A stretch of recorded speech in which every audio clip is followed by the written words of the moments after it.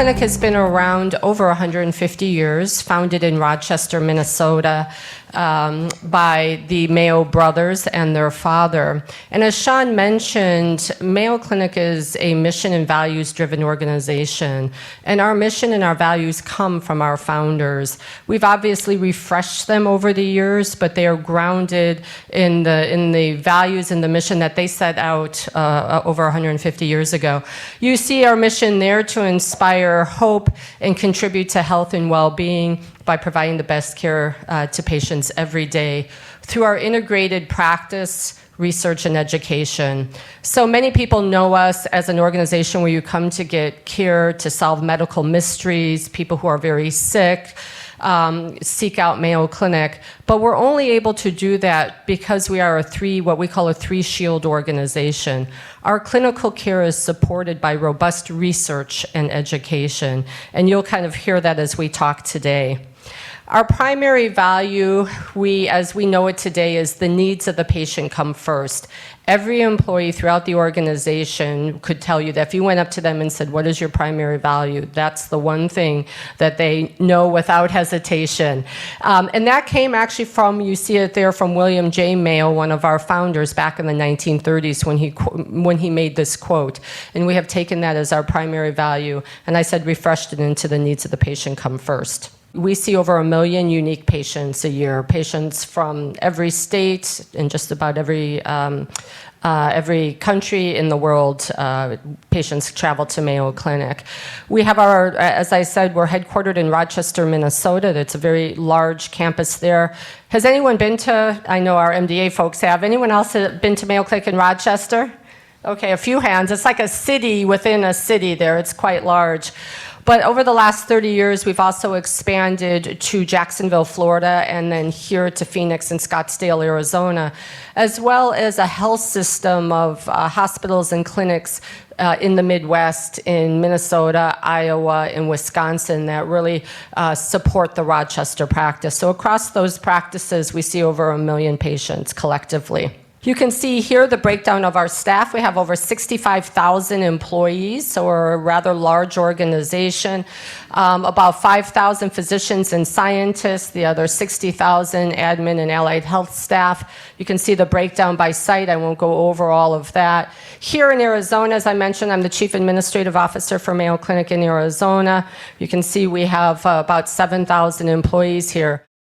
Let me talk a little bit about our talent philosophy, and you can see several bullets up there. But first of all, let me just say this, that we really believe that all employees must be engaged in our kind of strategy, our vision, our mission, and our primary value. And Paula talked about that everybody, they may not understand kind of the strategic priorities, right?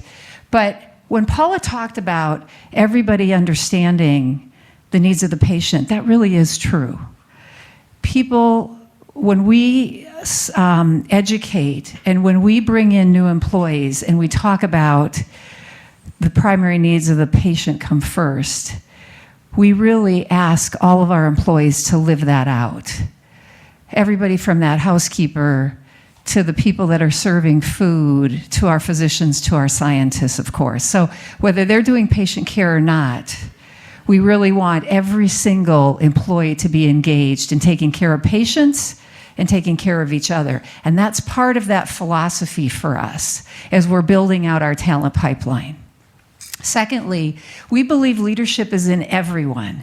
And as you all know, in all of your organizations, there's formal leadership roles and there's informal leadership roles. And of course, in healthcare, everybody's part of a multidisciplinary team. And so we want to empower our staff to pay attention to how they role model, how they show up, so that if somebody is not in a formal leadership role, but they're part of that team, that they can feel empowered to role model the right behaviors. We have Mayo Clinic values. I'm sure all organizations, many of your organizations have values, and we want our employees to be able to be the role model for demonstrating those behaviors, whether they are in a formal role or not. And most organizations also have leadership competencies and capabilities. We refresh those on a regular basis because as we think about the challenges, right, for our leaders, for healthcare, for other industry, if you look at that, we want to make sure that our staff, our employees at all levels, know what the behaviors are and how we want them to demonstrate that. We believe talent is an enterprise resource, and I'm going to talk a little bit about succession planning. And so we look at that now enterprise-wide. So when we have roles that are open across the organization, we used to just say, oh, Arizona, who do we have in our pool? What does that look like? And now it's always enterprise-wide. What kind of people do we have in our pool? What kind of candidates do we have in our pool? What does diversity look like, et cetera? And then we believe our leaders have a critical role in coaching, mentoring. And we spend a lot of time, and that's part of our engagement with MDA, but with all of our staff, all levels. Sean talked about you have different strategies for different levels in the organization. So our frontline, our middle leaders and managers, and then our executives. How do we help them grow? But they should all be coaching and mentoring, right, their staff. Sean talked about how important aligning the business and the talent strategy, and I just want to give you, I'm not going to go through every single piece of detail, but I want to talk about a couple of pieces to really illustrate how we support and how we align our business and talent strategy. So you see across the top, the business priorities, the organizational levers, the development opportunities, and the selection slates, and I'll talk about that. But let me just make a comment about the business priorities and how we align that. So of course, everybody's got their, kind of strategic plans for an organization, your mission, your values. And how does that align with our talent work? We make sure we're looking at the strategic plan all the time from a talent perspective. So we came out with a new 2030 plan, and I'm sure my colleagues can talk about that as well. But from a talent perspective, we do succession planning every year. We go out and we meet with departments and divisions, we meet with institutional leaders, we meet with the vice presidents, right? We meet with our administrators, and we talk about talent. We talk about who's in the pools, who moves, right? Because it's a fluid process. And we have a new 2030 plan, and that has strategic priorities in it. And it also, we looked at that from a talent perspective, and we said, what are the capabilities and the skills and the experiences we need for the future? What are the capabilities that our leaders in our pools will need? So remember, we have our Mayo leadership model. Everybody's got a leadership model and capabilities. But when we think about the 2030 plan, there may be different capabilities for the future. Coming back to the business priorities, we now need to do an inventory.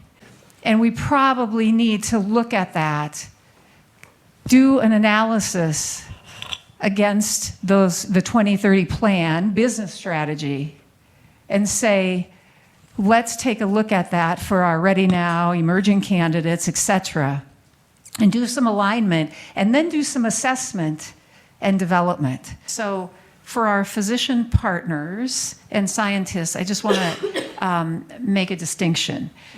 We sent 17 or 18 physician scientists to MDA, and as part of that assessment work, they had a multi-rater 360, they had psychological assessments and personality assessments, they had a debrief, right, with the coach, and they had development planning as part of that. And then we did follow-up internally. On the administrative side, which is what you just heard from Paula, it was more of a team piece, and they had the online kind of personality and cognitive piece. And then they did a team session. And the reason they did that was that the CAO had a fairly new team. There were like 4 to 5 new team members. And so it was a little bit different take of the assessment. And so I just wanted you to see the dichotomy with a little bit different design. And so it ended up being kind of powerful. And we heard a little bit different feedback about the power of this team piece that the physician and scientists, we didn't bring the cohort of physician scientists together because it was just different, right? They weren't working as the team. So I just wanted to clarify that. Thank you, Dawn. Thanks for describing that. So as our new leader came into the organization, our CEO, we had a conversation within 3 weeks of him taking on the CEO role. And he said, Dawn, let's talk about talent. Let's talk about the pools. Tell me about the process, right? And so we looked at that and we talked about it a little bit. And he said, I want to tell me about your readiness. Everybody's got readiness. And, you know, some people in the past, as you know, best practice, they used to use 9-cell, and organizations are moving from their 9-cell readiness, et cetera. We haven't used that in a very long time. And so he said, I really want to look deeper in the organization. I want to go farther down in the organization. So we added a new category of early pipeline. And he said, and I want to look at that, and I want to do some additional work. I want you to go farther and deeper in the organization. These people may not be ready for leadership roles, but I want to, because we often go and we tap the same people, right? And those people are busy. And you're going to hear these, my esteemed colleagues who have had many leadership roles and often do a lot of work and have multiple leadership roles. So he said, I want to look deeper. So again, part of the business priorities and strategic planning that we're doing, and the intersection with talent is to say, we need to look deeper. We need to figure out what that looks like from a talent perspective. And then the development opportunities, many organizations leverage these, and we have executive assessments, and that's really where our relationship with MDA comes in. And we've leveraged them for really our C-suite. We have an assessment strategy in the organization. We use many tools, multi-rater, emotional intelligence, Hogan, et cetera. But we really had not done a lot of work at the C-suite level. And so that's really where we leveraged. And you'll hear us talk more about that partnership with MDA and how that came about. And then our selection piece. And so we do succession planning. We look at our pools. And anytime we have a vacancy now, we want to look at what kind of talent do we have coming out of that, and diversity is really important for us. We have a fair amount of diversity in our pools, but we all know that the higher up you go, how do we make sure that we get them ready and that they can compete competitively? And that's really our challenge, just as any organization. And last comment I'll make is that we use Ram Charan's pipeline model for development and surround people through transitions with support, resources, coaching, mentoring, et cetera. What about organization critical success factors? So Dawn, I'd love to, if anyone here in the room were saying, okay, I'm going to embark on some of this, what are some of the organizational success factors or critical factors? Yeah, so a couple of things, and you heard my colleagues talk about it. I think CEO, senior executive support is absolutely critical, right?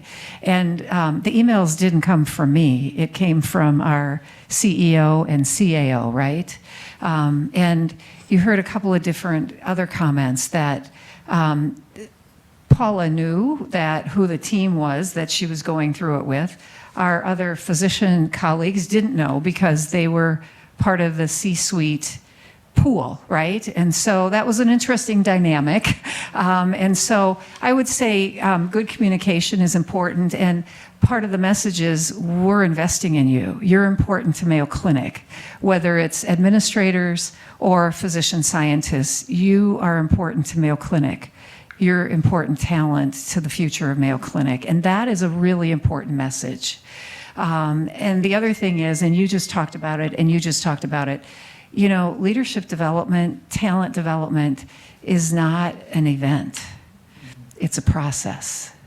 And so while this assessment piece and this relationship we have, and you can you heard it from the colleagues, is really important to us. It's just the beginning for us, right? And so we've continued that partnership. This was just one piece of it.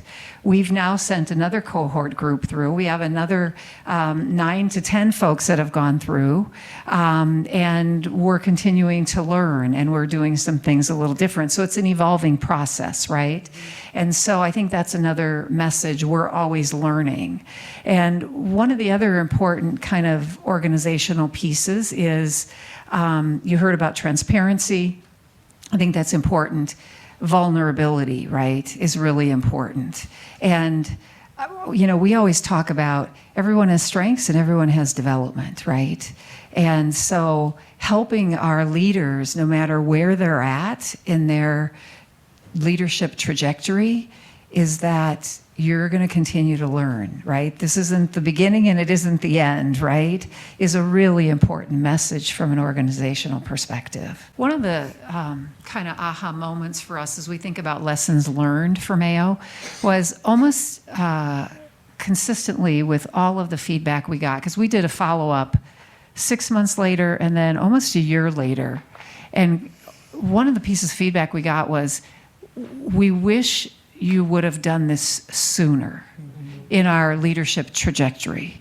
So while we focused on the C-suite, right, and we said, you're all really important leaders for us, probably 99% of the staff, the leaders, said, do this earlier, right? And so that was a pretty important lesson for us as an organization. Need help achieving high-performance leadership? Let's begin a conversation.